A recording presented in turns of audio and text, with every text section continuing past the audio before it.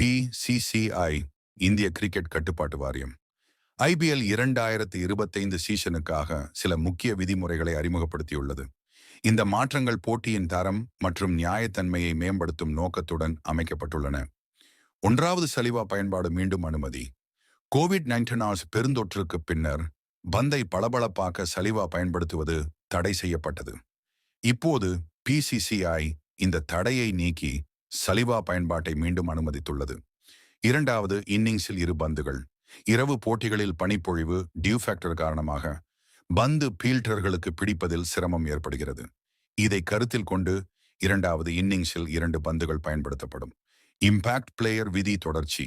முந்தைய சீசன்களில் அறிமுகப்படுத்தப்பட்ட impact player விதி இது ஒரு மாற்று வீரரை முக்கிய நேரத்தில் பயன்படுத்த அனுமதிக்கிறது. இந்த சீசனிலும் தொடர்கிறது. 4வது வீரர் மாற்ற விதிமுறைகள் விரிவாக்கம்.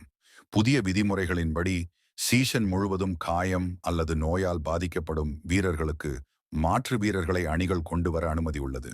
முந்தைய சீசன்களில் மாற்று வீரர்களை சேர்ப்பது 7வது போட்டி வரை மட்டுமே அனுமதிக்கப்பட்டது.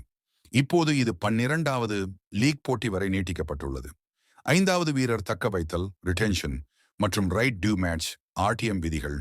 அணிகள் அவர்களின் தற்போதைய அணியிலிருந்து 6 வீரர்களை தக்க வைக்கலாம். இது ரிட்டென்ஷன் அல்லது RTM மூலம் இருக்கலாம். இந்த 6 வீரர்களில் அதிகபட்சம் 5 பேர் கேப்டு வீரர்கள் இந்திய மற்றும் வெளிநாட்டு மற்றும் அதிகபட்சம் 2 பேர் அன்கேப்டு வீரர்கள் இருக்கலாம்.